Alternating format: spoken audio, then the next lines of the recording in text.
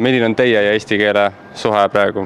Ja, et see on selline igapäevane suhe, et selles mõttes räägin seda nii kodus kui tööl, eks siis see on minu mitte päris emakeel, vaid eks kindlasti teine keel ja selline elu ja minu toimingute nagu põhikeel. Et ma ei hakkasin seda õppima üldse 95. aastal, siis kui ma esimest korda Eestisse tulin ja see õpingud on olnud suht juhuslikult ja kuidagi iseseisvad ja olen seda enamasti lugedes ja suheldes seda omandanud ja siis kuidagi hakanud kasutama ka kirjas ja akadeemilistes kuidagi toimingutes, loengutes, seminarides ja nii edasi. Nii mul praegu kasutan seda erinevates registrites ja kontekstitest.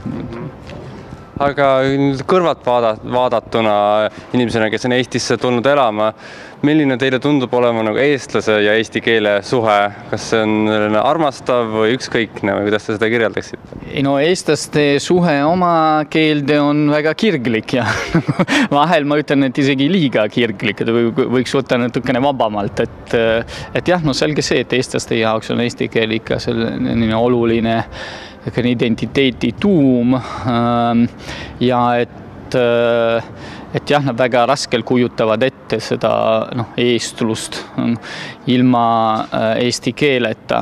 Ma arvan, et nüüd on juba tekkimas selline olukord, kus on ühel pool päris palju mitte-eestlased, kes räägivad eesti keelt perfektselt lausa.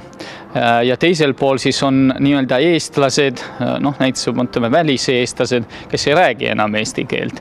Nii et tekib natukene see küsimus või see nihe nii-öelda keele ja rahvusliku identiteeti vahel ja ma arvan, et see saab olema järjest suurem ja siis mingil hetkel võib-olla see eesti keel ei ole enam nii tähtis ja keskne enese määratluses, aga see ei tähenda, et eesti keel ei jääks kestma ja et ei oleks jätkusuutlik või elujõuline siin Eestis. Ma arvan, et näiteks vahel on see suhtumine eesti keele õpetamisse ja omandamisse, ütleme,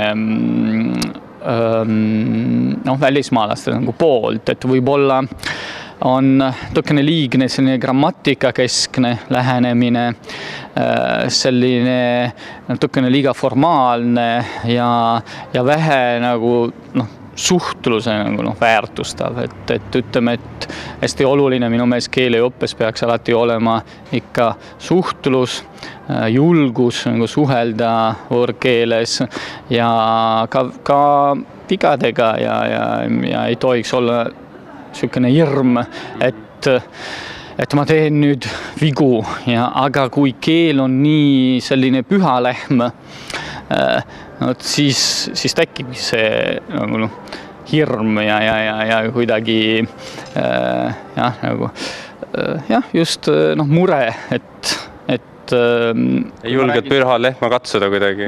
Et kui ma räägin seda valesti, siis ma teotan teda või teen eestlasele kuidagi endale viga.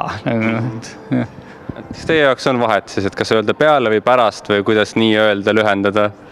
Ei ole mingi vahet, sellepärast, et kasutuses mulle tundub, et me ütleme nii pärast kui peale, nii et kasutus on ikka keeles kuningas, et pole mõte normeerida ja välistada asju, mis kasutuses on täitsa normaalsed ja levinud, et nii et olgu peale, olgu pärast, minu pärast vahet pole .